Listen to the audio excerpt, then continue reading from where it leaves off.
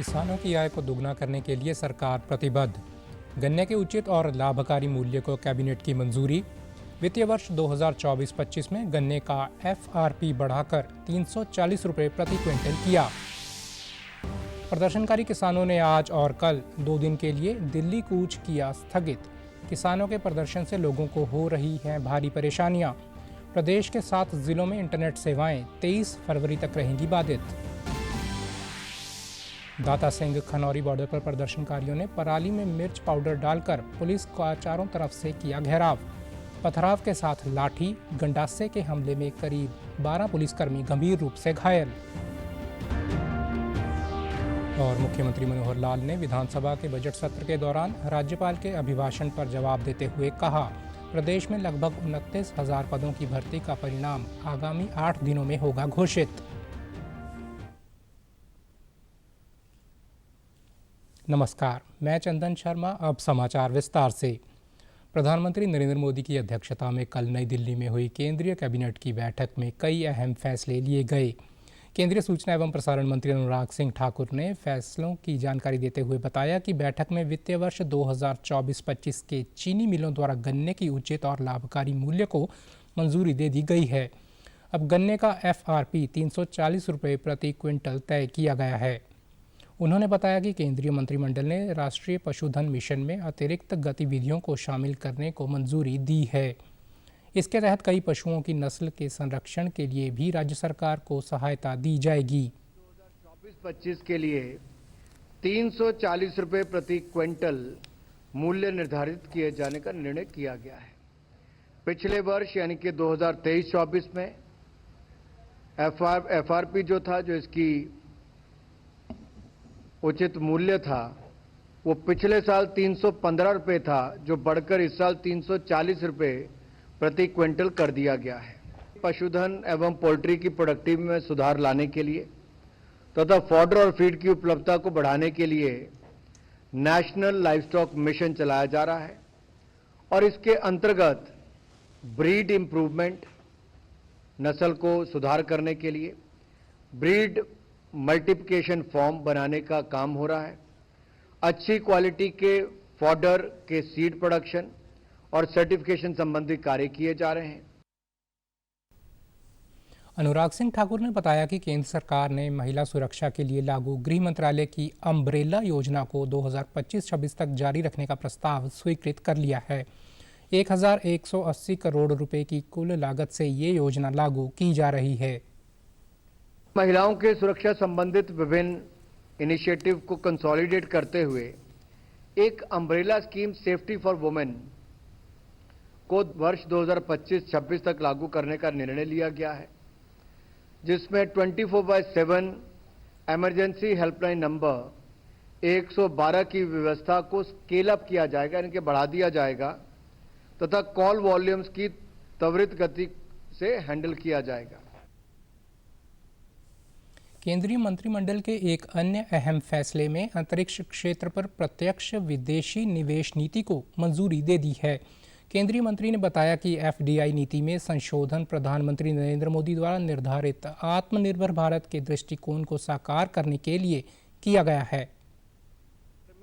FDI को आकर्षित करने के लिए एफडीआई पॉलिसी को हमने थोड़ा और उदार करने का निर्णय लिया है। सैटेलाइट के कंपोनेंट्स एवं सिस्टम्स या सब सिस्टम्स की मैन्युफैक्चरिंग में अब 100% एफडीआई ऑटोमेटिक रूल का प्रावधान किया जाएगा। सैटेलाइट की end to end manufacturing, supply और operations, satellite data products, ground segment और यूजर सेगमेंट एक्टिविटीज जैसे कि ऑब्जर्वेटरी, ग्राउंड टर्मिनल आदि में अब 74% तक एफडीआई की अनुमति ऑटोमेटिक रूट से होगी।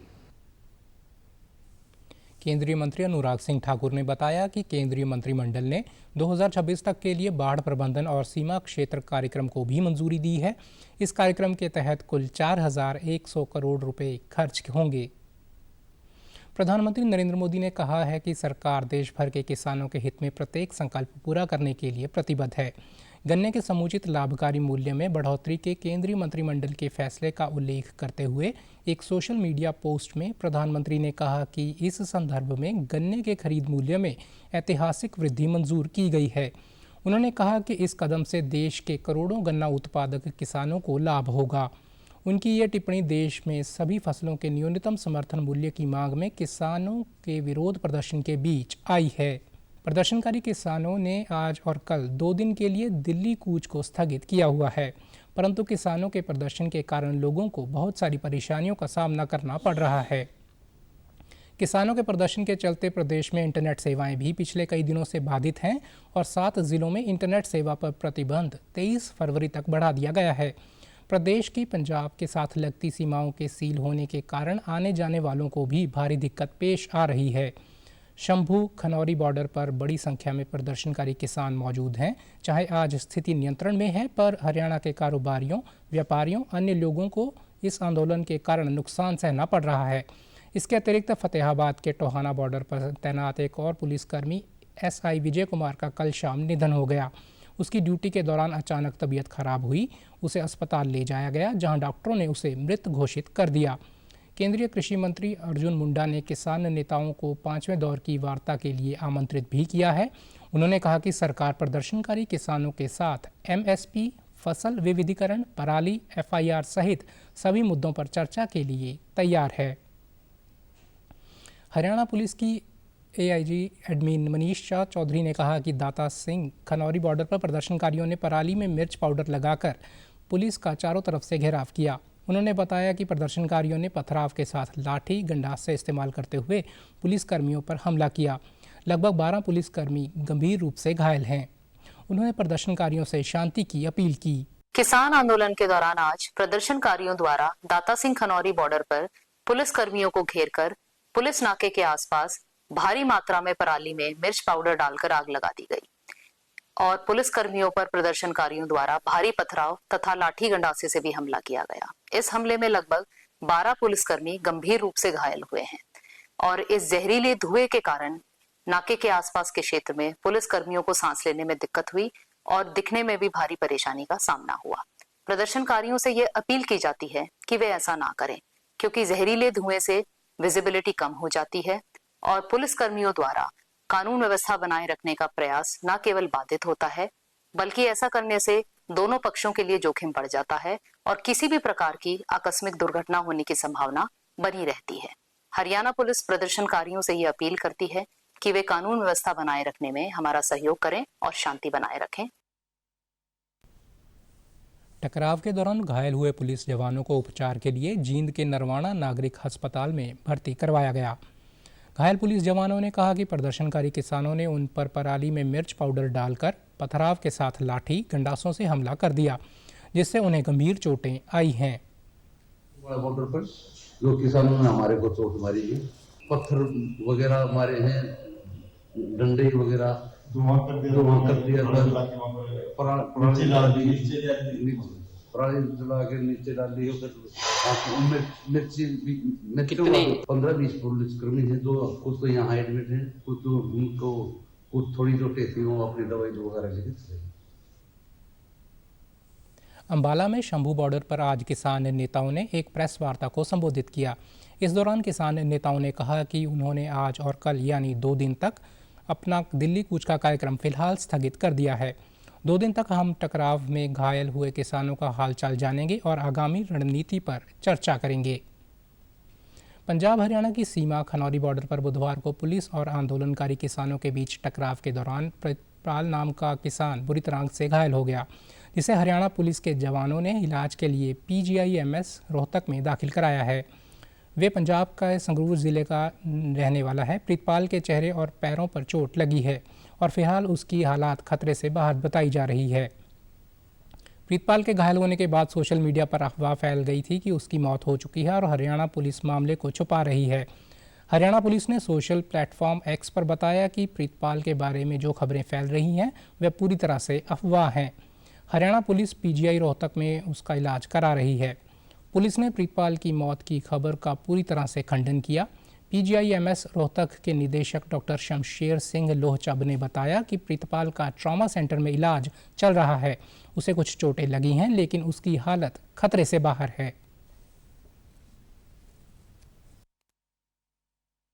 प्रीतपाल सिंह जो है उसको हमने एडमिट कर लिया है ट्रॉमा सेंटर में और उसकी स्थिति इज आउट ऑफ डेंजर और टीम ऑफ जो डॉक्टर्स है they are providing due care. हाँ, आईसीयू में नहीं है पेशेंट, बाकी सब ठीक है, he is out of danger और सब डॉक्टर्स ने एग्जामिन कर लिया है और उसका ट्रीटमेंट किया जा रहा है। कोई लाइफ थ्रेटनिंग इंजरी अभी नहीं लग रही है हमें कोई भी।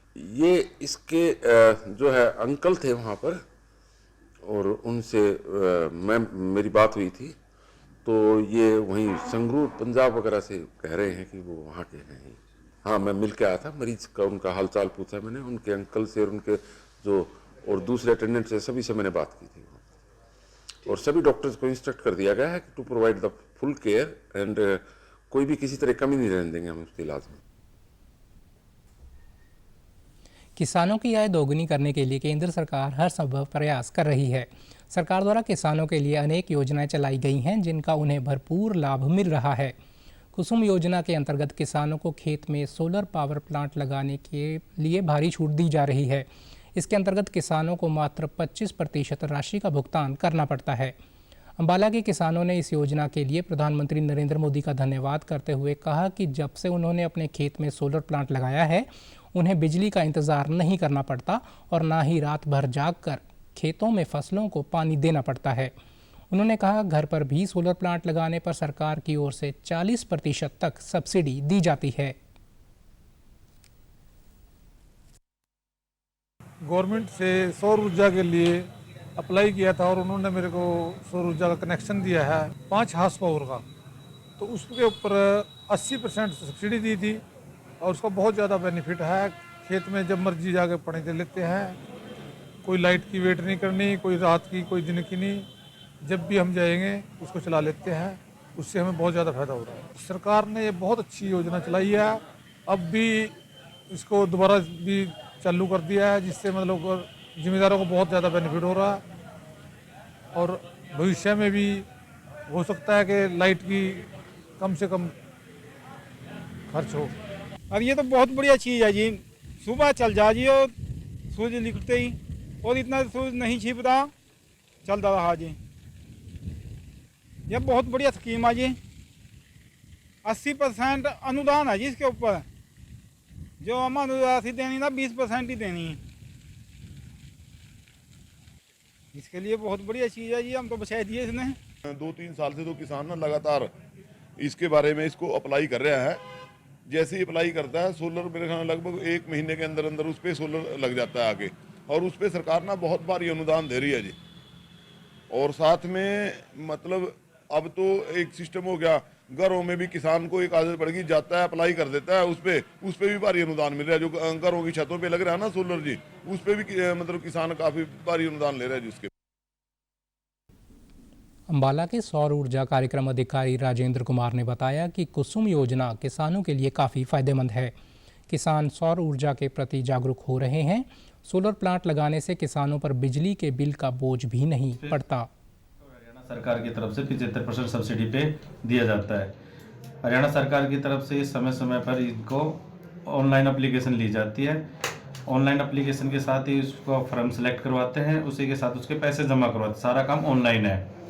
ये 2 से 3 महीने में किसान के खेत में लग जाता है। इसमें ये बहुत 75% सब्सिडी सरकार की तरफ से सब्सिडी दी जाती है और 25% फार्मर को दी जाती है, जिसमें दिन के समय ये जैसे ही सूरज उग जाता है उसी हिसाब से ये चला देता है पंप को। इसमें ना बिजली की कोई ज़रूरत, तो ये किसानों के लिए बहुत लाभदायक है। 6-7 महीने में एक बार हम ऑनलाइन पंप के एप्लीकेशन निकाला करते थे, तो इमीडिएटली सेम डे में 30-40 हज़ार लोगों के पैसे जमा हो जाते थे, तो टारगेट खत्म हो जाया करते थे। अब हर सेंट्रल गवर्नमेंट और हरियाणा सरकार की तरफ से टारगेट का कोई इश्यू नहीं है।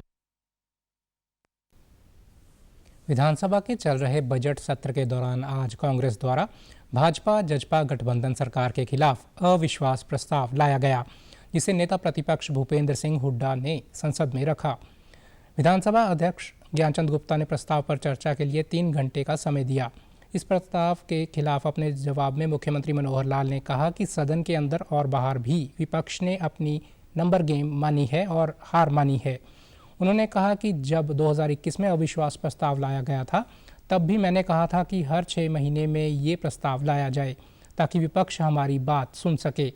अगर हमारी कार्यकाल में गलतियां हुई हैं तो उस पर कार्रवाई की गई है, लेकिन कांग्रेस ने अपनी गलतियां छुपाई हैं। मुख्यमंत्री के संबोधन के दौरान सभी कांग्रेस विधायकों ने वॉकआउट किया। हरियाणा विधानसभा में कांग्रेस द्वारा लाया गया अविश्वास प्रस्ताव सर्वसम्मति से गिर गया। इससे पहले अविश्वास प्रस्ताव पर चर्चा की शुरुआत कांग्रेस के विधायक बीबी बत्रा ने की। इसके बाद वरुण मौलाना, असंध विधायक शमशेर गोगी, बिशन लाल सैनी, जगबीर सिंह, अभय चौटाला ने प्रस्ताव पर अपना वक्तव्य रखा। उप मुख्यमंत्री दुष्यंत चौटाला, विधायक महिपाल ढांडा, राम कुमार गौतम, कैबिनेट मंत्री रणजीत सिंह, मूलचंद शर्मा सहित अन्य मंत्रियों व विधायकों ने भी अविश्वास प्रस्ताव पर चर्चा की। गौरतलब है कि सत्ता पक्ष के पास अविश्वास प्रस्ताव के खिलाफ बहुमत से ऊपर आंकड़ा है, जिसमें बीजेपी के 41 विधायक, जेजेपी के 10 और 7 विधायक निर्दलीय शामिल हैं। वहीं कांग्रेस के पास 30 विधायक हैं। मुख्यमंत्री मनोहर लाल ने कल विधानसभा के बजट सत्र के दूसरे दिन राज्यपाल के अभिभाषण पर जवाब देते हुए कहा कि प्रदेश में लगभग 29,000 पदों की भर्ती का परिणाम आगामी 8 दिनों में घोषित किया जाएगा। उन्होंने कहा कि वर्तमान राज्य सरकार के पिछले 9.5 साल के कार्यकाल के दौरान की गई भर्तियों का आंकड़ा पिछली सरकार द्वारा 10 साल में की गई भर्तियों से कहीं अधिक है। वर्तमान सरकार ने ग्रुप सी व डी पदों पर भर्ती के लिए परीक्षा प्रक्रिया को सरल करते हुए सीईटी का प्रावधान लागू किया।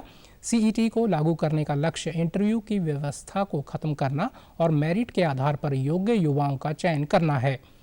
उन्होंने कहा कि पहले से ठेकेदारों के माध्यम से अस्थायी नौकरी पर लगे कर्मचारियों को ठेकेदारों के शोषण से बचाने के लिए सरकार ने हरियाणा कौशल रोजगार निगम बनाया है। मुख्यमंत्री ने कहा कि जहां कहीं भी भ्रष्टाचार सामने आया है, हमने स्पष्ट कार्रवाई की है।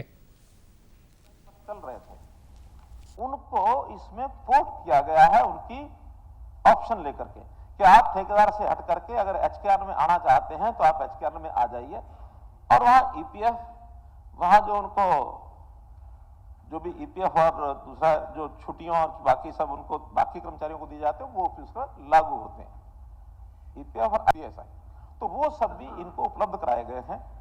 इसलिए वो सब शुरू में थोड़ा झिझक थी उनको कि यहां से एचकेआर में जाएंगे तो हमें फिर तुरंत निकाल ना दें। अब निकालने को तो जो ठेकेदारी प्रथा पर वहां भी निकलता ही था। जब यहाँ सारी सुविधाएं मिलने लग गई तो उसके बाद और लोगों ने कहा कि हमको भी यहाँ ले लीजिए। आज की रेट में 1,08,000 लोग जो पहले से काम कर रहे थे उनको पोर्ट किया गया है, और 18,000 लोग नए पिछले इस वर्ष भर में जब से एचकेआर शुरू किया तब से उनकी भर्ती की गई। मुख्यमंत्री ने कहा कि पिछली सरकार के समय प्रदेश की बिजली कंपनियों पर 31,000 रुपये का घाटा था।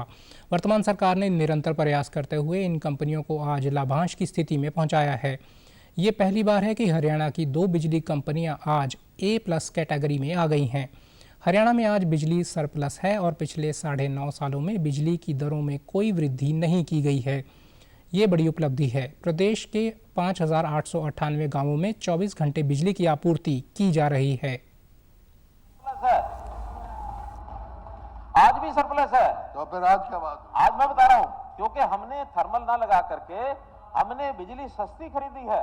हमने बिजली के टैरिफ में 1 पैसा 9.5 साल नहीं बढ़ाया। हरियाणा का इतिहास उठा के देख लो, 1966 से लेकर के कभी भी 10 साल में कोई ऐसा पेड़ गया हो जिसके अंदर टैरिफ ना बढ़ा हो। ये पहला 9.5 साल का टाइम पीरियड है जिसमें टैरिफ का 1 पैसा नहीं बढ़ाया, 1 पैसा नहीं बढ़ाया। और जब 2014 में छोड़ के गए थे उस समय 125 गांव थे जहां 24 घंटे बिजली मिलती थी। बहुत दावे सबने किए और वो 125 भी चौधरी बंसलाल जी की सरकार में उन्होंने कोशिश करके बहुत कोशिश की, 125-150 गांव लेके आए थे।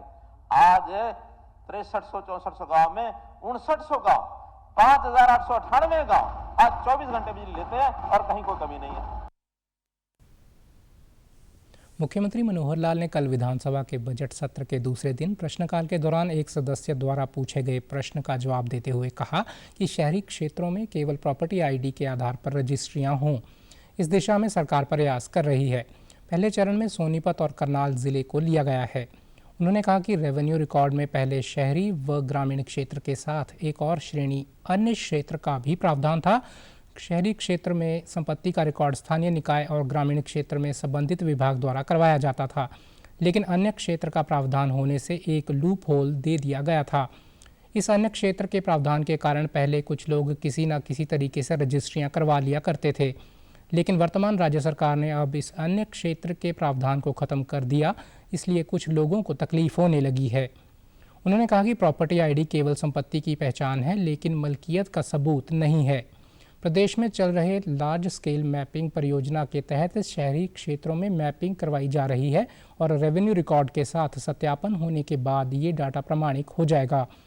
उसके बाद इंतकाल की आवश्यकता नहीं पड़ेगी, बल्कि प्रॉपर्टी आईडी के आधार पर ही रजिस्ट्रियां हो जाया करेंगी। प्रॉपर्टी आईडी से ही रजिस्टर हो जाए और उसमें रेवेन्यू रिकॉर्ड में किला नंबर और वो नंबर ना पूछा जाए और इंतकाल की भी आवश्यकता न हो। मैं सदन की जानकारी के लिए बता रहा हूं कि इस लाइन पर हम चल पड़े हैं। उसके लिए हर एक शहर का एक लार्ज स्केल मैपिंग चल रही है हर एक प्रॉपर्टी आईडी के हिसाब से, ताकि रेवेन्यू रिकॉर्ड और मैपिंग के हिसाब से जमीन जिसकी आज है वो एक बार ऑथेंटिकेटेड हो जाए प्रॉपर्टी आईडी में, क्योंकि प्रॉपर्टी आईडी भी कोई जमीन की मलकियत का वो प्रूफ नहीं है। वो तो प्रॉपर्टी की पहचान है कि ये प्रॉपर्टी है, इसका ये नंबर है, प्रॉपर्टी की पहचान है वो मलकियत का प्रूफ नहीं है। मलकियत का प्रूफ तो वही होता है, उसकी रजिस्ट्री होती है। जिस दिन रिकॉर्ड के हिसाब से ये लार्ज स्केल मैपिंग हो जाएगी और फाइनल हो जाएगा कि अब इसमें हर प्रॉपर्टी का प्रॉपर्टी आईडी बन गई है, कोई बाकी बची नहीं है, और फिर उसकी रजिस्ट्री के हिसाब से ही अगली रजिस्ट्री करा पाएंगे। उसके बाद इंतकाल का सिस्टम खत्म कर दिया जाएगा।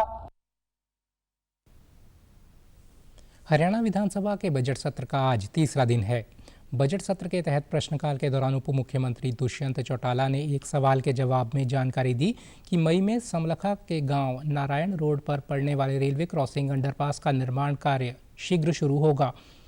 इसके लिए रेलवे की ओर से अनुमति मिल चुकी है। उन्होंने बताया कि फिलहाल अन्य 3 सड़कों पर निर्माण कार्य चल रहा है। अगर अभी इस अंडरपास का निर्माण कार्य शुरू करते हैं तो NH का संपर्क बाधित होगा। LC 44 ये पड़ता है, 45, 46, 47 पर तीनों पर अभी काम चल रहा है। आज की परिस्थिति में अगर 44 पर हम काम शुरू कर देते हैं तो कोई भी रास्ता NH की कनेक्टिविटी का नहीं बचेगा। मेरा ये LC 43 है, XC 43 पर है सर, सॉरी LC 44 और HC 43 का जो काम है वो 44 और 45, 47 इन पे काम चल रहा है।